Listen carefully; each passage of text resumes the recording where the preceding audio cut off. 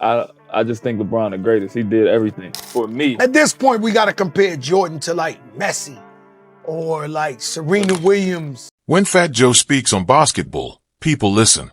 And when he told Jeff Teague that he was delusional for putting LeBron James over Michael Jordan, the internet exploded. Once again, the worlds of hip-hop, NBA legends, and diehard fans collided in the timeless GOAT debate. Fat Joe didn't just disagree. He dissected the argument, line by line, turning a casual chat into one of the most unfiltered truth sessions basketball fans have seen in years. I end this episode. We're breaking down the 7 explosive moments from that debate and revealing why, despite LeBron's greatness, he still isn't Michael Jordan. So make sure to hit that like button, subscribe, and turn on notifications so you never miss a beat from NBA Showdown. Jeff Teague came in confident. He boldly claimed LeBron James was the greatest ever.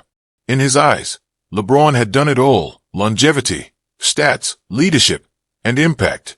But that's when Fat Joe stepped in and hit the brakes, calling the take exactly what it was: delusional. Not out of disrespect, but out of realism. Because when you stack resumes side by side, the conversation takes a hard turn. Michael Jordan, 6 championships in 6 tries. Never saw a Game 7 in the finals. He was dominance personified. LeBron, 10 finals, 4 rings. That's incredible, but those 6 losses, they matter. Fat Joe wasn't just counting numbers. He was measuring greatness by impact under pressure. Jordan didn't just win. He owned every moment. When he stepped onto the court, the result felt predetermined. That's the difference. That's the aura. And Fat Joe wasn't letting fantasy cloud the facts. He reminded Jeff, and everyone listening, that greatness isn't built on stats alone. It's about control, command, clutch, the power to define moments, not just participate in them. Jordan lived in that space. LeBron, for all his brilliance, has too often had to fight for that narrative. But Fat Joe's point went even deeper. He called out the collective delusion surrounding LeBron's GOAT status. Too many fans, he said, are swept up in recency bias. They confuse consistency with supremacy. Yes, LeBron has been historically durable and statistically elite. But longevity isn't legacy. Fat Joe warned that the culture has started to equate endurance with greatness. And that's where the distortion begins. Jordan didn't just dominate. He redefined dominance. He shattered records, built a global brand, and struck fear into opponents. His 6 finals MVPs, 2 three-peats, an iconic flu game weren't just moments, they were mythology. Meanwhile, LeBron's era, filled with super teams and finals heartbreaks, tells a different story. Fat Joe's passion wasn't about tearing LeBron down. It was about protecting the truth. The GOAT conversation, he said, should never be about hype. It's about legacy. Greatness isn't self-proclaimed. It's proven, earned, and sealed in moments that transcend the game itself. So when Fat Joe called Jeff Teague's take delusional, it wasn't an insult. It was a reality check. Because in the world of basketball, fantasy fades fast. But greatness is forever. And Michael Jordan still holds that crown. I just think LeBron the greatest. He did everything. When Jadakiss stepped into the conversation, the tone shifted from debate to declaration. This wasn't a random celebrity dropping a casual take. It was the echo of what millions of basketball fans already believe deep down. Michael Jordan isn't just the greatest of all time. Here's the standard. Everyone else, no matter how talented, is competing for second place. And the beauty of Jadakiss's argument was its simplicity. He didn't hide behind analytics. He didn't quote efficiency ratings. And he didn't need highlight reels to make his case. He went straight to the essence of basketball greatness: presence, dominance, and aura. When Jordan walked onto the court, the atmosphere changed. You could feel it through the screen. There was an energy that told you something special was about to happen. Players weren't just preparing to defend him. They were bracing for the inevitable. Jadakiss reminded people that Jordan didn't play basketball. He owned it. Every drive, every fadeaway, every defensive stop was a message. This is my game. And what separated him wasn't just his skill, but the way he bent the entire league around his will. LeBron James, for all his brilliance, has never controlled the game in quite that same way. Jadakiss pointed out what most fans feel but rarely articulate. LeBron's greatness comes from longevity, from consistency, from an unmatched commitment to excellence over time. But Jordan's greatness came from inevitability. When he was in the finals, there was no suspense. You knew how the story ended before it began.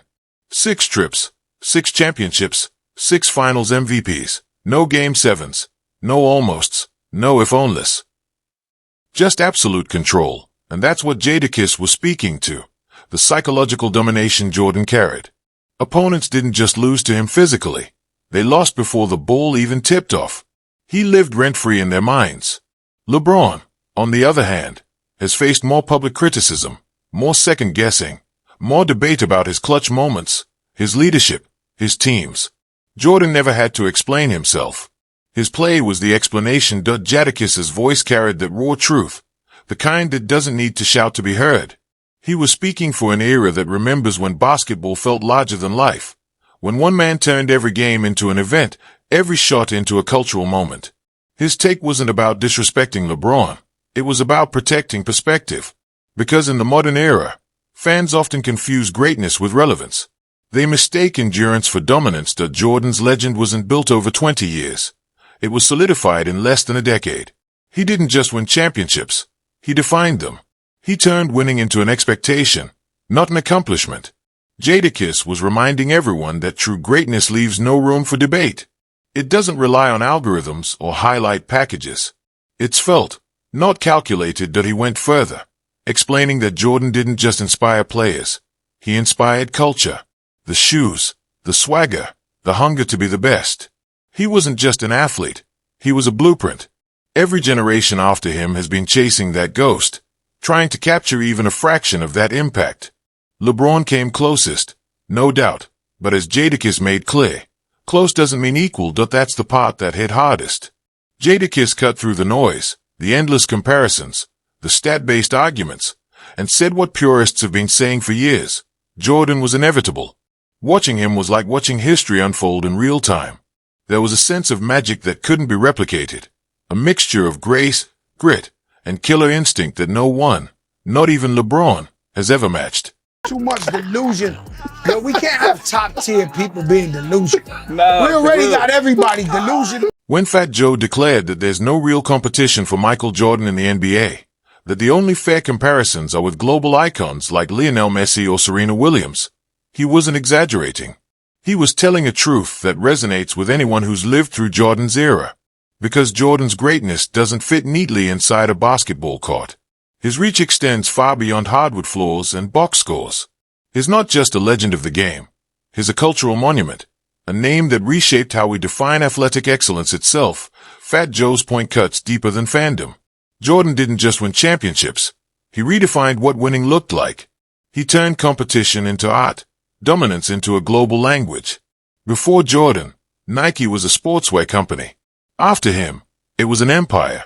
Before Jordan, basketball was an American game. After him, it became a worldwide obsession. His attitude, his ferocity, and his refusal to accept anything less than perfection became the universal blueprint for greatness. That's why Fat Joe said we shouldn't even confine Jordan's legacy to NBA conversations anymore. He belongs in the same breath as the greatest from any sport. The Messis, the Serenas, the Bradys, the Federers, figures who didn't just win, but altered the DNA of global competition. They didn't follow trends, they created them. And that's what Jordan did for basketball. He made victory not just expected, but inevitable. LeBron James, for all his achievements, hasn't replicated that same seismic cultural shift. He's changed the game in his own right. He's influenced player empowerment, expanded philanthropy, and built an empire of his own. But Fat Joe was pointing out something else. Jordan's legacy doesn't rely on visibility. It relies on mythology. Jordan was the myth. Every dunk, every finals performance, every clutch shot became folklore. LeBron, meanwhile, lives in a constant spotlight. And though his career is extraordinary, it's not mythic in the same way. Think about the last time a player's presence single-handedly changed the entire conversation around sports. Jordan didn't just make headlines. He created eras. His impact on culture, fashion, and mindset was global. He taught the world what win at all costs truly meant before Kobe turned it into the Mamba mentality. Jordan's approach didn't inspire just athletes. It reprogrammed how greatness was measured. Fat Joe wanted fans to remember that the argument isn't about who's more complete or who's lasted longer. It's about legacy. It's about symbolism. LeBron is a generational player, a leader, a visionary, an all-time great. But Jordan is something rarer. He's a symbol, a benchmark for excellence itself. And that's what Fat Joe was trying to remind the world of. We're not talking about two players competing on the same plane. We're talking about two different dimensions of greatness. One defined by numbers and influence. The other defined by timelessness and myth.